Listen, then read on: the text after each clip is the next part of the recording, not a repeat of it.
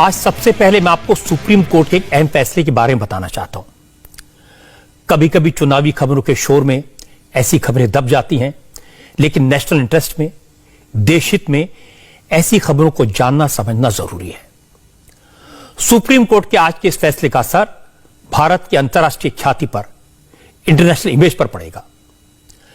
कहने को तो खबर इतनी सी है कि सुप्रीम कोर्ट ने आज देवास मल्टीमीडिया की पिटीशन खारिज कर दी, अपील को रिजेक्ट कर दिया। यह appeal national company law tribunal यानी एनसीएलटी के फैसले के खिलाफ थी। एनसीएलटी ने देवास मल्टीमीडिया को वाइंड अप करने का आदेश दिया था। तो आज के इस फैसले का मतलब है कि देवास मल्टीमीडिया को लिक्विडेशन में जाना होगा, इस कंपनी को खत्म कर दिया जाएगा। लेकिन बात इतनी नहीं है। सुप्रीम कोर्ट ने माना कि देवास मल्टीमीडिया नाम की एक कंपनी फर्जी थी, फ्रॉड करने के लिए बनाई गई थी और उसका इरादा कुछ अफसरों के साथ मिलकर देश को लूटना था। अब देवास वही कंपनी है जिसने भारत के खिलाफ इंटरनेशनल लेवल पर कई मुल्कों में कई केस फाइल किए हैं। देवास को अक्टूबर 2020 में भारत सरकार के खिलाफ 835 करोड़ रुपए का आर्बिट्रेशन का अवार्ड मिला था।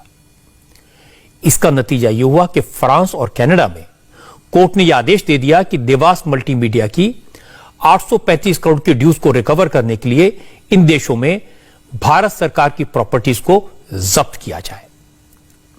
कनाडा में तो एयर इंडिया और एयरपोर्ट अथॉरिटी की संपत्ति को जब्त करने की कार्रवाई शुरू भी हो गई थी। इसीलिए मैंने कहा यह ऐसा मुद्दा है जिस पर पूरी दुनिया में भारत की साख पर पट्टा लग रहा था। हालांकि अब सुप्रीम कोर्ट ने देवास मल्टीमीडिया को फर्जी कंपनी घोषित कर दिया है, इसे वाइंड अप करने का आदेश दे दिया है। इसके बाद अब इंटरनेशनल लेवल पर इस मामले में दोबारा फाइट करना होगा। आप सोच रहे होंगे आखिर ऐसा क्या हुआ जिसके कारण एक कंपनी दुनिया में भारत की संपत्तियों पर दावा करने का हकदार हो गई। किसकी गलती से ऐसा हुआ और इस मामले में पिछली सरकारों ने कुछ क्यों नहीं किया? मोदी सरकार ने इस मामले में क्या किया? इन सवालों के जवाब आज मैं आपको दूंगा। आप भी सुनेंगे तो दंग रह जाएंगे कि कांग्रेस की सरकार के वक्त किस तरह से काम होता था, किस तरह से जानबूझकर ऐसे कॉन्ट्रैक्ट अवार्ड किए गए जो अब इंटरनेशनल लेवल पर भारत को शर्मसार कर रहे हैं। मामला बहुत इंटरेस्टिंग है। दो लाइन में कहूं तो कोई कंपनी मेरी दुकान से सामान खरीदकर वापस मुझे ही 10 गुना रेट में बेच दे और मैं खुद ही उसे ऐसा करने की परमिशन दूं, तो आप क्या कहेंगे? यही काम यूपीए सरकार के वक्त हुआ। यूपीए सरकार ने 12,000 करोड़ का स्पेक्ट्रम एक कंपनी को 1,000 करोड़ में दे दिया।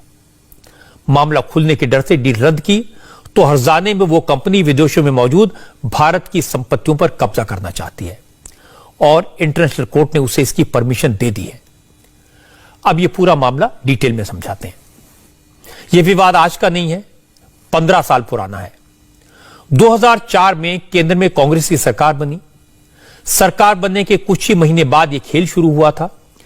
इसरो में काम कर चुके एक अफसर डॉक्टर एम चंद्रशेखर ने देश को लूटने की नियत से एक कंपनी बनाई। नाम रखा देवास मल्टीमीडिया। इस कंपनी में अमेरिका, फ्रांस, जर्मनी और कनाडा जैसे देशों के इन्वेस्टर्स रखे गए थे।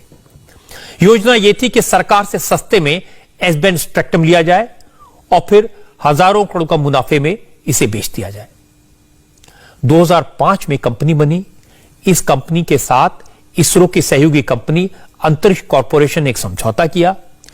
इस करार के तहत देवास मल्टीमीडिया कंपनी को भारत के लिए 2 सैटेलाइट बनाने थे, भारत में डिजिटल और मल्टीमीडिया सर्विसेज देनी थी।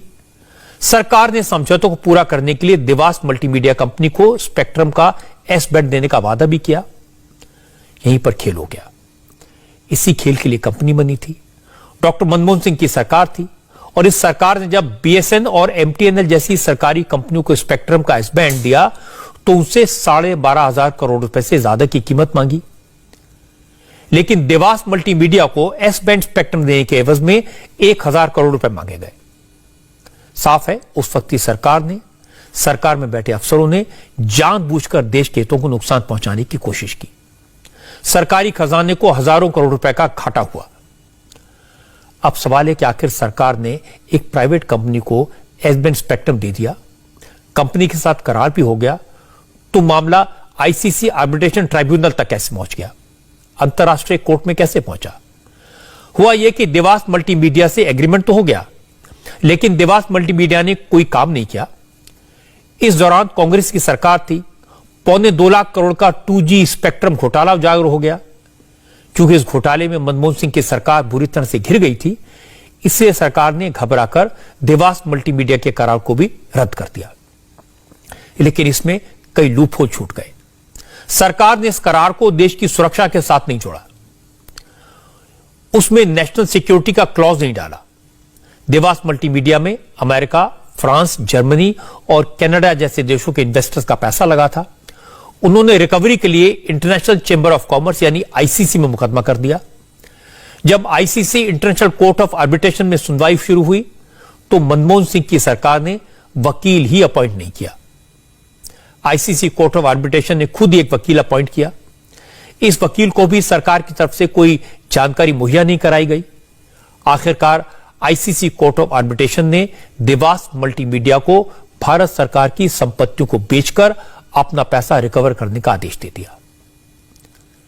आईसीसी के आदेश के बाद अमेरिका, फ्रांस, जर्मनी और कनाडा में केस शुरू हो गए और भारत की संपत्तियां खतरे में बढ़ गई, इज्जत भी। इस बीच मोदी सरकार एक्शन में आई। उसने एक तरफ तो इस मामले की जांच का आदेश दिया, दूसरी तरफ अंतर्राष्ट्रीय अदालतों में मुकदमों की पैरवी शुरू की और इसके साथ साथ मोदी सरकार के निर्देश पर इसरो की सहयोगी कंपनी अंतरिक्ष कॉरपोरेशन ने एनसीएलटी में देवास मल्टीमीडिया के खिलाफ अपील की। कहा कि कंपनी को बंद कर दिया जाए क्योंकि यह कंपनी फ्रॉड करने की बदनीति से बनाई गई थी। एनसीएलटी ने कंपनी को खत्म करने का फैसला सुनाया। देवास मल्टीमीडिया ने इसे पैसे एनसीएलटी में चैलेंज किया और जब वहां से भी हार गए तो फिर इसके खिलाफ सुप्रीम कोर्ट में अपील की। लेकिन मोदी सरकार ने सुप्रीम कोर्ट में मजबूती से पक्ष रखा और आज सुप्रीम कोर्ट ने भी एनसीएलटी के फैसले को बरकरार रखा। इसका मतलब यह हुआ कि अब इंटरनेशनल कोर्ट में भारत का पक्ष मजबूत होगा। जब कोई कंपनी बदनीति से बनाई गई हो, फ्रॉड करने के लिए बनाई गई हो, लिक्विडेशन में चली जाए तो फिर उसके दावा करने का क्या मतलब? सुप्रीम कोर्ट का आज जो जजमेंट आया है, जिस तरह से सुप्रीम कोर्ट ने डिसमिस किया है पूरे केस को, जो देवास मल्टीमीडिया की अपील थी अगेंस्ट एनसीएलटी के खिलाफ, उसको पूरे तौर से खारिज कर दिया है सुप्रीम कोर्ट ने। जिस तरह से सुप्रीम कोर्ट ने खारिज किया उससे सिर्फ एक ही बात की पुष्टि होती है कि यूपीए की सरकार स्कैम और स्कैमस्टर्स की सरकार थी। जिस तरह से मनमोहन सिंह सोनिया गांधी जी के इशारे पे बार बार कोई ना कोई ऐसा काम करते थे जो कि जिसका मकसद रहता था कि देश को पीछे छोड़ना है, देश को पीछे ढकेलना है और परिवार को आगे आगे करना है। इसलिए बहुत सारे जगह पर कॉम्प्रोमाइज किया गया पैसा बनाने के लिए, देश को पीछे करने के लिए। यहां तक कि मल्टीमीडिया केस में आप देखिए, देवास मल्टीमीडिया केस में नेशनल सिक्योरिटी से भी कॉम्प्रोमाइज किया गया चंद पैसों के लिए। और यह सारा कुछ जो हुआ वो सोनिया गांधी जी और कांग्रेस के इशारे पे मनमोहन सिंह ने किया। यह खबर बड़ी है, बात अहम है, क्योंकि देश की प्रतिष्ठा का सवाल है। एक कंपनी को विदेशों में भारत की संपत्ति को जब्त करने, उसे बेचकर हर्जाने की भरपाई करने का हक मिल जाए, इससे ज्यादा शर्म की बात और क्या हो सकती है? ये वैसे ही जैसे किसी कंपनी को दिल्ली में रेल भवन या शास्त्री भवन जैसी सरकारी बिल्डिंग को जब्त करने का हक मिल जाए। ये देश की छवि को मिट्टी में मिलाने जैसा नहीं तो और क्या है? सवाल यह है, जो कंपनी इसरो के पुराने अफसर ने बनाई, उससे कांग्रेस की सरकार ने डील क्यों की? जिस एस बैंड स्पेक्ट्रम के लिए मनमोहन सिंह की सरकार ने बीएसएनएल से 12,000 करोड़ से ज्यादा वसूले, वो एस बैंड स्पेक्ट्रम देवास को सिर्फ 1,000 करोड़ में क्यों दे दिया? जब डील रद्द की तो उसमें देश की सुरक्षा का क्लॉज क्यों नहीं लगाया? अगर उसमें की सरकार ने यह कर दिया होता तो आईसीसी में मामला टिक नहीं पाता। फिर सवाल यह भी कि उस समय हमारी सरकार ने आईसीसी में आर्बिट्रेटर नियुक्त क्यों नहीं किया? क्या इसी वजह से देवास मल्टीमीडिया के पक्ष में एक तरफा फैसला हुआ? उस समय सरकार ने देवास कंपनी को वाइंड अप करने की कार्रवाई क्यों नहीं शुरू की? यह सारी बातें इत्तेफाक नहीं थी, यह संयोग नहीं था, यह करप्शन का प्रयोग था जो सफल नहीं हो पाया। वो तो वक्त रहते मोदी सरकार ने केस की गंभीरता को समझा, सुप्रीम कोर्ट में केस की पैरवी की और अब देवास मल्टीमीडिया के खिलाफ पहली लड़ाई जीती है। सुप्रीम कोर्ट ने अच्छा फैसला दिया है, लेकिन अभी इंटरनेशनल कोर्ट में लड़ाई लड़नी बाकी है। उम्मीद है अंतर्राष्ट्रीय अदालत में भी यह बात समझ आएगी कि यह कंपनी फ्रॉड करने के इरादे से बनाई गई थी और उसे कॉम्पनसेशन पाने का कोई हक नहीं है। अब राजनीति की बात करते हैं, सियासत की। उत्तर प्रदेश, उत्तराखंड